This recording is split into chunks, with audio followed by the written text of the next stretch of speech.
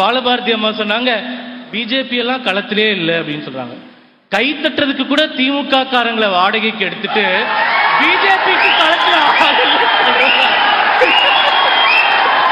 இல்ல இல்ல திரு சூர்யா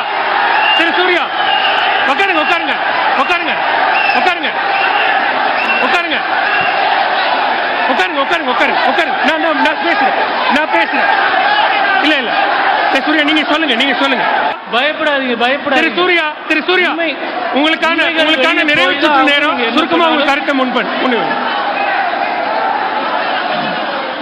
சரி உட்காருங்க. சரி திமுக நண்பர்கள் கொஞ்சம் ரெஸ்ட் எடுங்க. நாம் தமிழர் பேசிட்டு வருவோம், திருப்பி வருவோம்.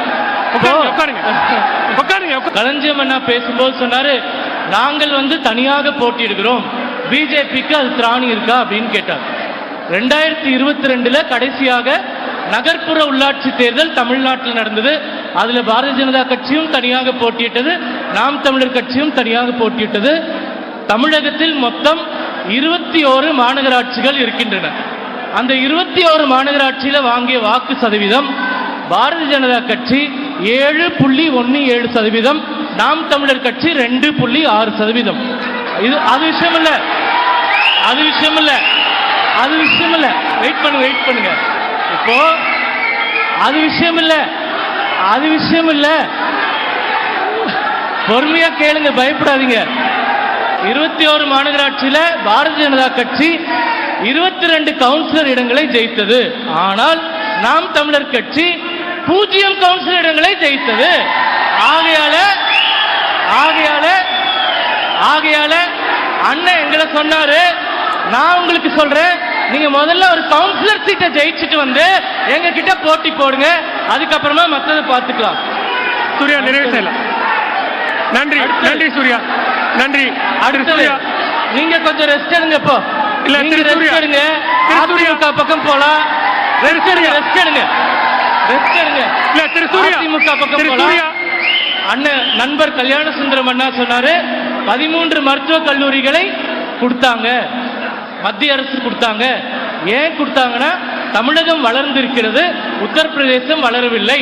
உண்மை, தமிழகம் வளர்ந்திருக்கிறது, உத்தரப்பிரதேசம் வளரவில்லை அப்படின்றத நானும் ஒத்துக்கிறேன். ஆனா உத்தரப்பிரதேசத்துல 60 ஆண்டு காலம் காங்கிரஸ் ஆட்சி, கடைசி 8 வருஷமா தான் நாங்க இருக்கோம். அதனால நாங்க வளர்ச்சி பாதைக்கு கொண்டு போறோம். மருத்துவக் கல்லூரிகள் தமிழகம் கரெக்டா இருக்கின்றதுனால 13 கல்லூரி கொடுத்திருக்கோம். உத்தரப்பிரதேசத்துக்கு கொடுக்கலன்னா நரேந்திர மோடி அவர்கள் நியாயமான ஆட்சியை மத்தியில் நடத்தி கொண்டிருக்கிறார் என்று அர்த்தம். நன்றி சூர்யா என்று அர்த்தம். நன்றி அர்த்தம். நன்றி. மீண்டும் சொல்றோம், கல்விக்கு முக்கியத்துவம் கொடுக்கக்கூடிய அரசாங்கங்களை தேர்ந்தெடுங்கள். இது பாரதிய ஜனதா கட்சியினுடைய வாதம். அதற்கு இறுதியா தரவோட நான் சொல்றேன், 2014ஆம் ஆண்டு பாரதிய ஜனதா கட்சி ஆட்சி அமைக்கும் போது இந்தியாவில் 320 பல்கலைக்கழகங்கள் இருந்தன. இன்று 10 ஆண்டுகளில் 1043 பல்கலைக்கழகங்கள் இருக்கின்றன.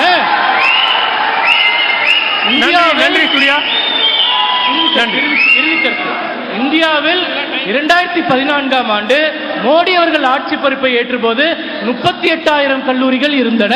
இன்று 53,000 கல்லூரிகள் இருக்கின்றன. மருத்துவக் கல்லூரிகள் நாங்க ஆட்சி பொறுப்பை ஏற்கும் போது 387 மருத்துவக் கல்லூரிகள், இன்று 706 மருத்துவக் கல்லூரிகள் முடிஞ்சிருச்சு. நன்றி. இறுதியா ஒரே ஒரு கருத்து, வாக்குறுதிகளை எல்லாம் நிறைவேற்றிட்டோம்னு சகோதரர் எழிலரசன் அவர்கள் திமுகவில் சொன்னாரு.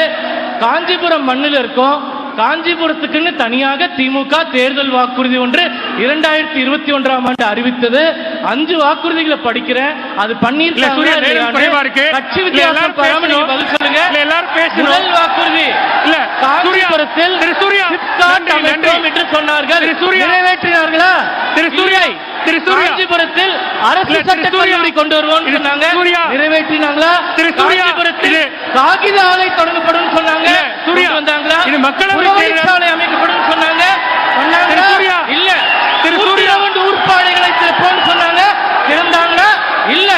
எனவே ஒரு வாக்குறுதியுமே நிறைவேற்றாத திமுகவிற்கு இந்த நிகழ்ச்சியை பார்த்துக் கொண்டிருக்கக்கூடிய தமிழர்கள் ஒரு வாக்கை கூட செலுத்தக்கூடாது என்ற இறுதி கருத்தோடு என்னுடைய உரையை கேட்டுக்கொள்கிறேன். நன்றி நன்றி சூர்யா.